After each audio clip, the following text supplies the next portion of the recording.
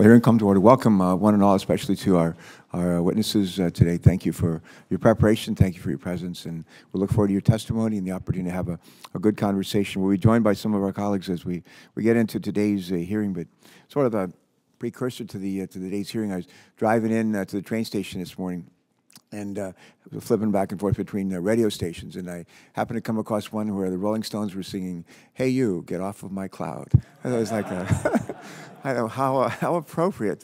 I know we usually don't have theme songs for our hearings, but if we did that would actually might work. We actually want to get people on the cloud, as I understand it, and hopefully when we leave here today, I'll understand better what all that is about.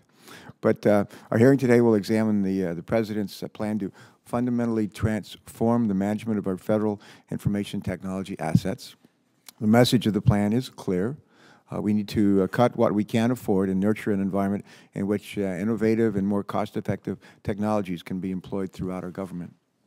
As I've said time and again, in this room and other places, we need to look in every nook and cranny of our federal government, domestic, defense, entitlements, tax expenditures, and ask this question: is it possible to get better results for less money?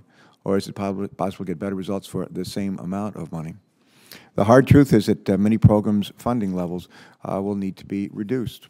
Even some of the most popular and necessary programs out there will likely be asked to do more with less or more for the same amount of money.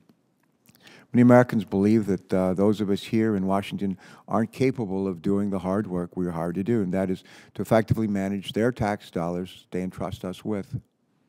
They look at the spending decisions that we've made in recent years and question whether the culture here is broken.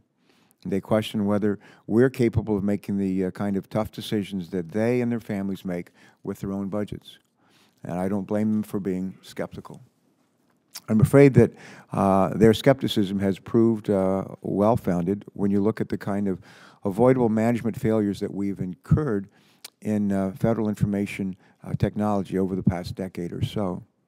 The past mismanagement of our nation's $80 billion annual federal information technology is not only intolerable, it's unsustainable.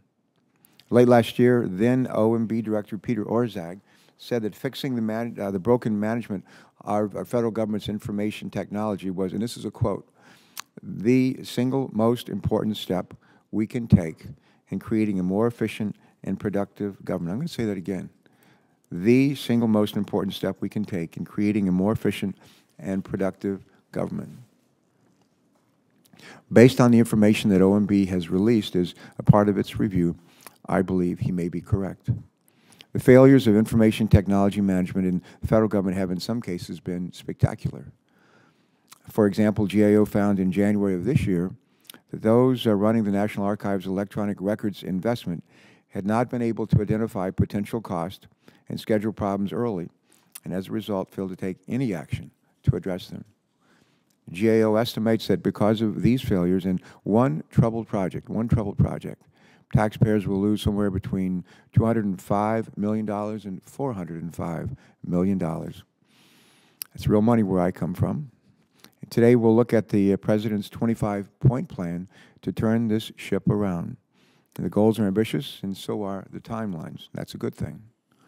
Under the direction of our first federal Chief Information Officer, Vivek Kundra, the plan is to be fully implemented within 18 months of its introduction. That's May 2012, if you're keeping score at home. But the various goals are broken down into 6, into 12, and 18-month increments. Today, I'm particularly interested in hearing how we're progressing toward those 6-month goals. The President's plan centers around 3 main initiatives. First, the plan fosters a cultural shift aimed at making the management and information of large federal IT projects more effective, more efficient. Second, the plan pushes the federal government to adopt cheaper, better, and faster technologies. And third, the plan demands that we shed or consolidate the duplicative and wasteful federal data centers in our inventory.